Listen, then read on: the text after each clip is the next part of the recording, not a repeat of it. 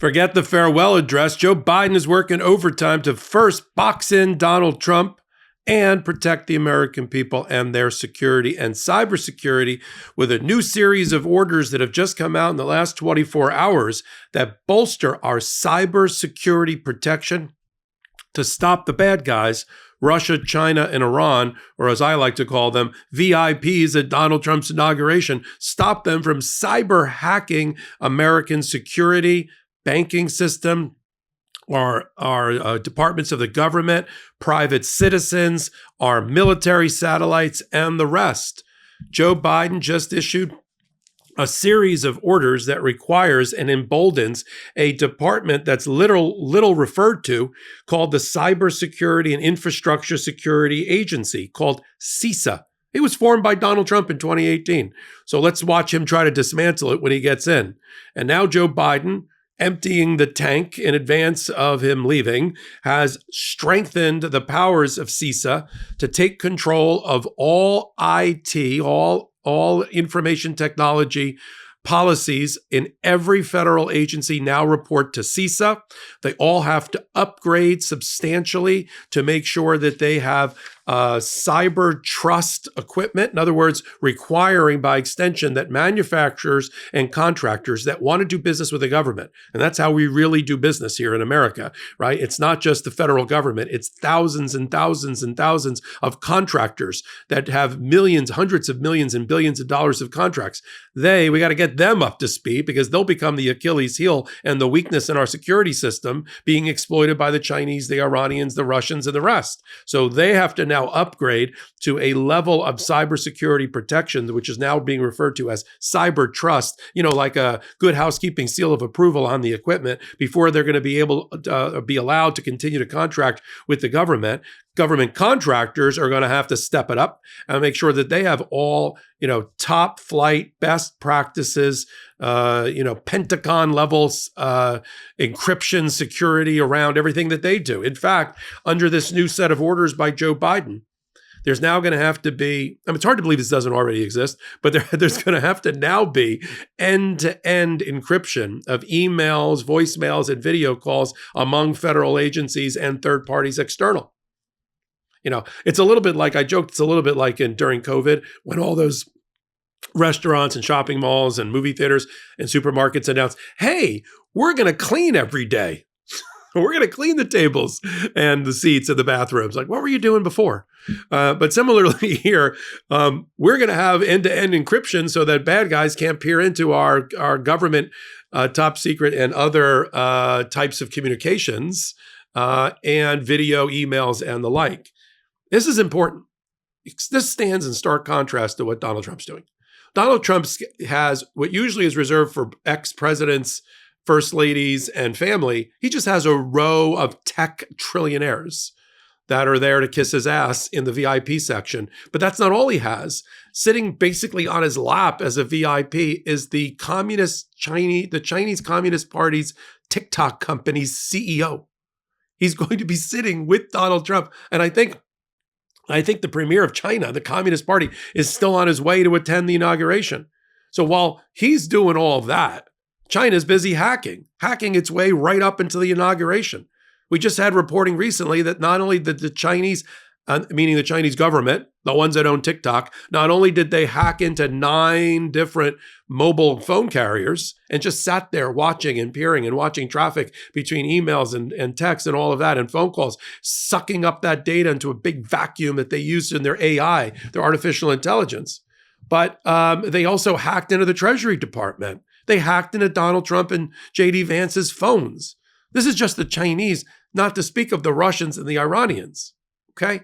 So we got to lock this S down, right? I almost said a bad word. We need to lock this stuff down and lock it down now. AI, artificial intelligence, which Joe Biden has been a big proponent of, is going to be used as part of this defense system, as required now by the new orders now issued by executive order by Joe Biden. He has just set a series of deadlines, some in 30 days, some in over the next 3 years, to upgrade substantially our cybersecurity protection levels in America, because that's the new battlefield, right? It's not boots on the ground in China, Russia, or Iran. That's not how this is being done. The front lines of the war against America is being fought in cybersecurity, in the cyber world, protecting our military satellites from attack, protecting our internet infrastructure from attack. You think, what was all that hoopla 25 years ago about 2000 and all the computers and you won't be able to get money out of an ATM? Forget all that. We're talking about cyber attacks that will break down how our power grid operates. Everything's linked to a computer. I know I'm stating the obvious, but everything in your life is linked to a computer. Financial services, banking, how your lights are on, utilities, power grid, our defense system, shopping, the internet, fire and protection services, the police. Everything is linked through computers, companies, transportation, logistics, how goods move, how they're manufactured. All you got to do is worm your way into one of these computers and it can shut down mining in this country. It can shut down the power grid. It can shut down manufacturing, gas production, oil production, you name it. They can worm their way in. If you want any examples of it, watch how the Israeli government was successful to stop the Iran nuclear and atomic program by getting a software worm into their centrifuges and disabling them. So this is what we have to stop and protect. And it's vigilance, and it has to be done like every day in every way. And it's, they find new ways in, and we have to have aggressive systems in place. And that's what Joe Biden's all about. Now, this boxes in Donald Trump. Why? First of all, he created the Cybersecurity Infrastructure Security Agency, CISA. What's he going to do? Dismantle it? He's not going to accept it. He hasn't picked his new. This is interesting. He's picking all these crazy cabinet picks, wasting all this political capital, showing the world how unqualified all of them are. He hasn't picked his CISA head. He hasn't picked the Cybersecurity Infrastructure Security head. Why not?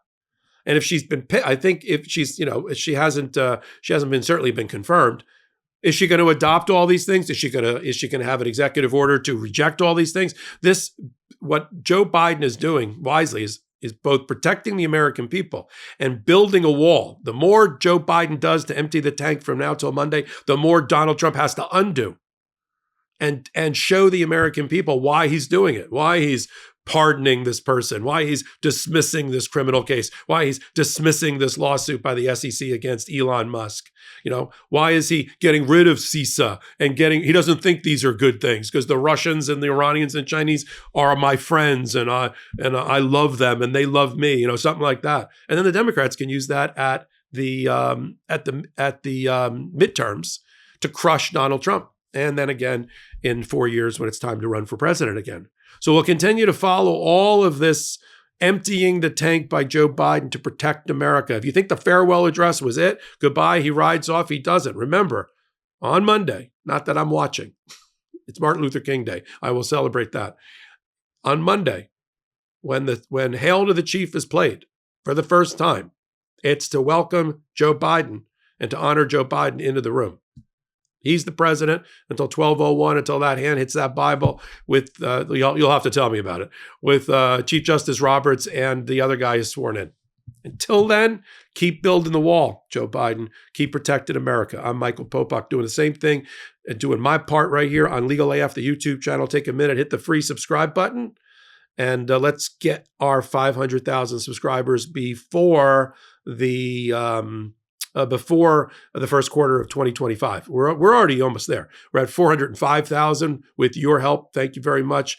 I'm humbled and honored by it. Let's get to 500,000. The bigger we get as a channel, a pro-democracy channel, the more your voice is heard. Until my next reporting, I'm Michael Popok. In collaboration with the Midas Touch Network, we just launched the Legal AF YouTube channel. Help us build this pro-democracy channel where I'll be curating the top stories, the intersection of law and politics. Go to YouTube now and free subscribe at Legal AF MTN. That's at Legal AF MTN.